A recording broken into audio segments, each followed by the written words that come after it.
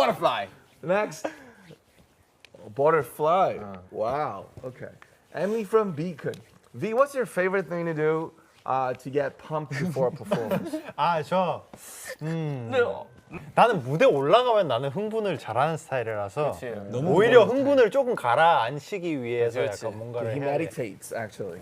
In a world driven by music, one group changed everything. From a small agency to global dominance, BTS didn't just rise. They reshaped the industry. This is Reviews. News hosted by Prince Timothy. Analyst and commentator, uncovering the waves of K-pop and the story behind a movement worth billions. K-pop didn't just become popular. It rewrote the rules of the global music industry. And at the center of it all is one group, BTS. But here's the crazy part. They weren't supposed to win. They came from a small company, no big budget, no industry advantage, and somehow they became one of the most powerful and popular cultural forces in modern history. To understand BTS, you have to understand how K-pop evolved. K-pop didn't just explode overnight.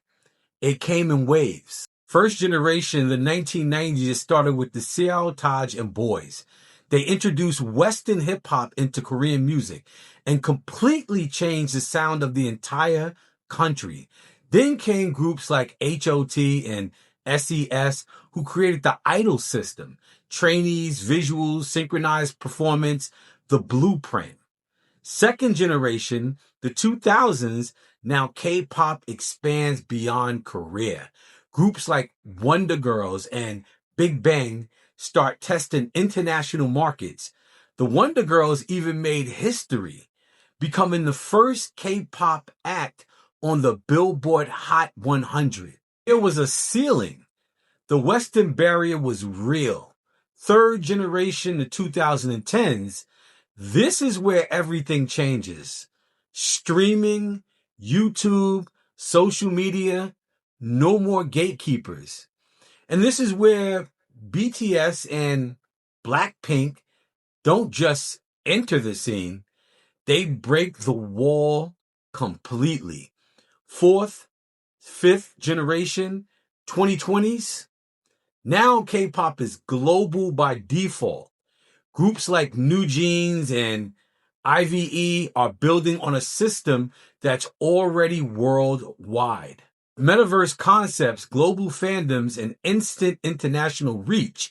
Now here's where things get different. BTS debuted in 2013. 7 members, RM, Jin, Suga, J-Hope, Jimin, V, and Jungkook. But unlike most K-pop groups, they didn't come from a powerhouse agency. They came from Big Hit Entertainment, a small company with very limited resources. No massive budget, no guaranteed spotlight. So they did something a little different. They built their audience directly through raw performances, relentless content, and constant engagement on social media. Not as distant celebrities, but as real people. And that changed everything because BTS didn't just perform music, they told stories. They wrote about mental health, school pressure, identity, self-love, and societal expectations, topics most artists avoided. And fans didn't just listen, they connected. That connection became a global force. ARMY, A-R-M-Y. The most organized fan bases in history, spanning continents, from South Korea to the United States to India, Indonesia, Japan, and Mexico. And what's even more surprising, this wasn't just a teenage audience. Fans in their 20s, 30s, 40s, 50s showed up in nearly equal numbers. What started as music became a movement, and that movement turned into power. BTS proved something the industry didn't believe. You don't need to speak English to dominate the global charts. You don't need traditional media to reach millions. You don't need the system if you can build one on your own. They topped the Billboard 200 multiple times, spoke to the United Nations, visited the White House, not just as artists, but as cultural ambassadors. Numbers, they're almost hard to believe. Over 150 million equivalent units sold.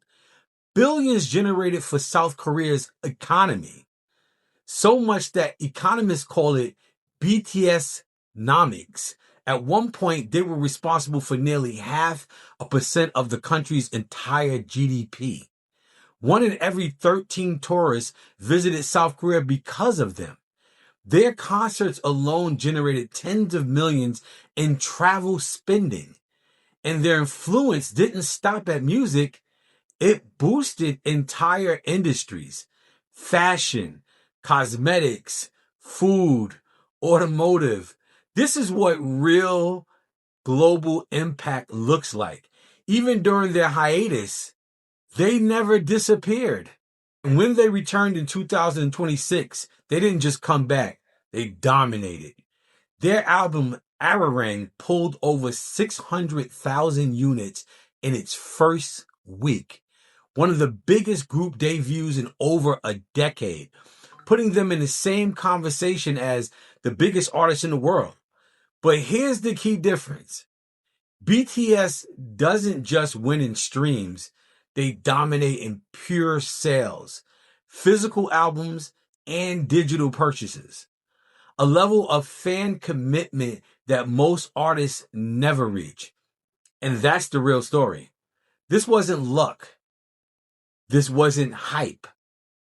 This was strategy, connection, timing, and authenticity. BTS didn't just ride the wave of K-pop. They became the wave. So the question here is BTS the biggest music group of this generation or something even bigger? I need y'all to drop y'all thoughts in the comment section below.